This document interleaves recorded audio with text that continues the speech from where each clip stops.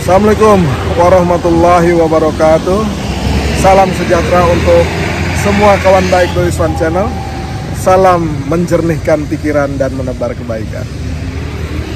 Kawan baik, 2 bulan menjelang pendaftaran Capres dan Cawapres ke KPU, dinamika partai-partai koalisi itu semakin menghangat.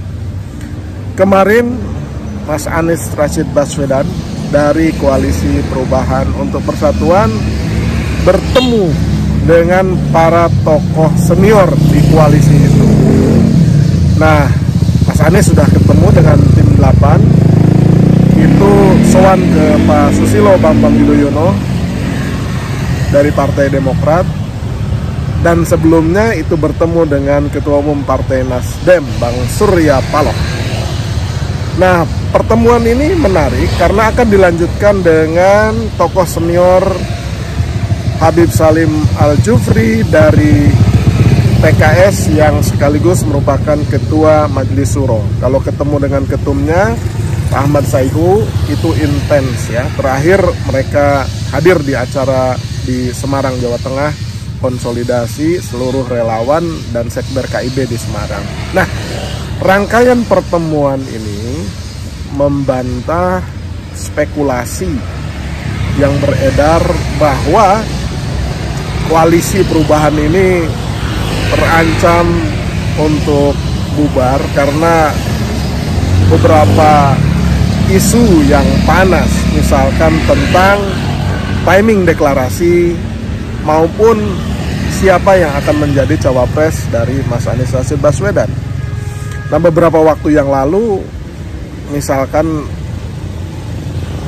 tokoh-tokoh dari Nasdem dan Demokrat itu berbalas pantun secara panas ya di sosial media atau di media mainstream, diberitakannya seperti itu ya, saling bantah-bantahan antara misalkan Andi Arief dengan Bang Ahmad Ali ya tentang isu siapa yang akan nanti berkhianat gitu. Nah, kemudian isu tentang cawapres juga dikedepankan atau menjadi ramai karena diisukan bahwa Bang Surya Paloh itu menolak sosok cawapres yang disodorkan oleh Partai Demokrat, yaitu Mas Ahaye. Jadi prinsipnya ya, sejak awal pencalonan Anies, bahkan ya sebelum Anies dicalonkan resmi oleh Nasdem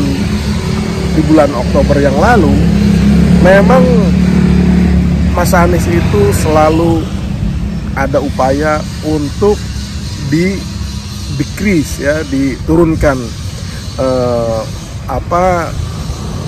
sosoknya ya, dibunuh karakternya dengan berbagai isu, dari mulai politik identitas, dari mulai dekat dengan kelompok intoleran, wadah sampai urusan sumur resapan, Formula E, JIS dan yang lain sebagainya. Tetapi Mas Anies itu keluar dari jepitan-jepitan itu sehingga bahkan ia menjadi sosok yang terus diperhitungkan, bahkan bisa menarik simpati dari 3 partai, bahkan 4 partai termasuk Partai Umat ya, Nasdem, Demokrat dan PKS plus Partai Umat gitu. Nah, itu secara personal Mas Anies itu bisa melewati ujian-ujian dan jepitan-jepitan politik seperti itu.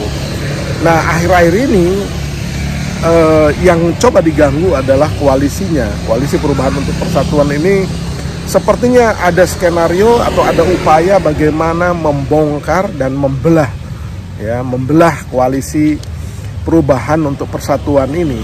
Ya, misalkan isunya kalau P3 cawapresnya bukan Sandiaga Uno, di kubunya Ganjar, maka P3 akan berusaha menarik ya, simpati dan menarik gerbong politiknya Demokrat dan PKS sehingga membentuk koalisi sendiri. Ya, dengan asumsi apabila Nasdem kemudian bergabung dengan PDIP ya kemudian isu tentang Ganjar juga dilempar ke publik berpasangan dengan Anies ya. entah itu Ganjar Anies atau Anies Ganjar. Nah, ini adalah sebenarnya adu kesabaran politik, ya, karena ujungnya adalah masing-masing saling menggoda, saling mengintip, dan kalau mungkin itu ya saling membelah koalisinya sehingga koalisi tersebut tidak jadi berlayar di Pilpres gitu. Entah itu koalisinya Perubahan atau koalisinya Gerindra PKB, Golkar PAN, atau bahkan sekarang juga ada koalisi di PDIP yang juga terlihat agak goyang. Salah satunya karena faktor PSI yang kemudian secara terang-terangan bersikap pelin-pelan dan kemudian ya bisa disebut juga mungkin realistis ketika melihat Pak Jokowi kecenderungannya ke Prabowo. Mereka PSI ini mengkhianati atau membatalkan dukungannya kepada Ganjar. Jadi sampai pendaftaran resmi ke KPU nanti agaknya ya upaya saling menggoda, saling menjegal, saling membelah, saling merusak koalisi itu, merusak dalam artian pertarungan politik itu akan terus dilakukan oleh berbagai pihak, khusus untuk koalisi perubahan. Nah, uji coba atau ujiannya itu digoda dan dicoba untuk diadu domba, ya, seperti kasus Bang Ahmad Ali dan Mas Andi Arief itu ya sebenarnya seharusnya mereka menghentikan perdebatan di ruang publik seperti itu karena bisa memberikan demoralisasi kepada para pendukung atau calon pemilih atau pemilih yang sudah strong voters atau mengganggu ya stabilitas koalisi. Jadi mestinya para tokoh senior di koalisi perubahan itu mengingatkan orang seperti Mas Andi Arief atau Bang Ahmad Ali agar menahan diri untuk berbicara yang ujungnya mengganggu soliditas dari koalisi perubahan untuk persatuan. Bahwa setiap partai, Nasdem, PKS, dan Demokrat atau Partai Umat punya agenda politik untuk mendorong ya tokohnya menjadi cawapres misalkan, itu seharusnya dikembalikan kepada piagam kesepakatan, di mana poin piagam kesepakatan itu menyerahkan putusan cawapres koalisi perubahan untuk persatuan ini kepada Mas Anies Baswedan. Jadi seharusnya ya isu-isu panas tentang cawapres ini itu tidak mengganggu soliditas. Nah, jadi semakin perdebatan panas antar politisi dari ketiga partai atau keempat partai koalisi perubahan ini terjadi dan dipamerkan di ruang publik, itu justru membuat publik bertanya-tanya apakah koalisi perubahan ini solid atau tidak. Nah, rangkaian pertemuan tim 8 bersama Mas Anies ke Pak SBY, ke Pak Surya Paloh, ke Habib Salim Al-Jufri, pertemuan Mas Anies atau tim 8 dengan para ketua umum partai koalisi tersebut atau para tokoh senior partai tersebut, dan kemudian diumumkan atau ditunjukkan kepada publik, itu bisa memperkuat dan mensolidkan kembali kekuatan, kekompakan, kerjasama di antara anggota partai koalisi. Karena relawan, simpatisan, pemilih atau yang sudah menjatuhkan pilihan ke Mas Anies atau mungkin yang swing voters, yang dugaan saya swing voter ini mereka belum menentukan sikap kepada siapa akan berlabuh capres pilihannya, yang jumlahnya cukup besar antara 20 sampai 30%. Mereka belum memutuskan kepada siapa pilihan mereka dilabuhkan. Nah, apabila ya Mas Anies, tim 8 dan para tokoh-tokoh teras di ketiga partai atau keempat partai koalisi perubahan ini dipertontonkan kepada publik, maka itu menunjukkan bahwa koalisi ini solid, kuat, dan memang siap berlayar.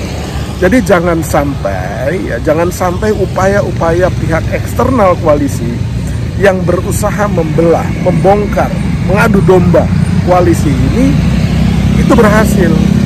Ya, jadi sebaiknya semua pihak di dalam partai koalisi menahan diri dan menyiapkan banyak gudang kesadaran agar publik dan calon pemilih melihat, terutama juga relawan dan simpatisan, juga naik rasa percaya diri mereka, sehingga mereka akan terus bersemangat memperjuangkan capres dari Koalisi Perubahan untuk Persatuan ini.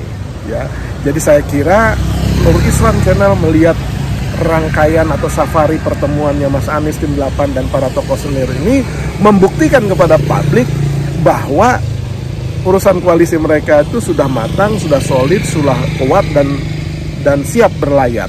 Tinggal 2 isu pokok yang mungkin kita semua atau anggota koalisi, terutama di tim 8 dan pejabat teras partai-partai di sana, itu lebih menyediakan diri untuk bersabar menemukan formula yang tepat. 2 hal, siapa cawapresnya dan kapan cawapres itu atau deklarasi itu akan dilakukan. Nah, saat ini tidak ada kebutuhan yang terlalu mendesak sebenarnya, karena pendaftaran masih 2 bulan, koalisi yang lain juga saling mengintip. Jadi ya, waktunya itu sebenarnya tidak seharusnya didesak untuk diburu-buru waktu gitu, seolah-olah kalau nggak deklarasi itu nanti momentumnya turun. Enggak. Begitu pendaftaran terjadi, begitu koalisi itu nanti diumumkan, meskipun di last minute, itu tetap akan membangun momentum yang luar biasa kepada Koalisi Perubahan, capres dan cawapresnya. Itu momentumnya akan terjadi dan membesar itu. Jadi saya kira khusus untuk cawapres ya dikembalikan lagi saja kepada piagam kesepakatannya, dan semua pihak harus bersabar. Ya, tidak ada upaya untuk mendesak-desak Mas Anies atau membuat seolah-olah waktunya itu sudah telat untuk deklarasi. Gitu. Jadi persepsi itu kan dibangun supaya Mas Anies buru-buru menetapkan, lantas kemudian setelah ditetapkan kalau koalisinya terganggu ya untuk apa? Lebih baik carilah waktu yang tepat dengan sosok yang tepat. Last minute pun tidak apa, bahkan sebaiknya juga sambil menunggu koalisi lain menetapkan cawapresnya masing-masing. Demikian kawan baik, terima kasih.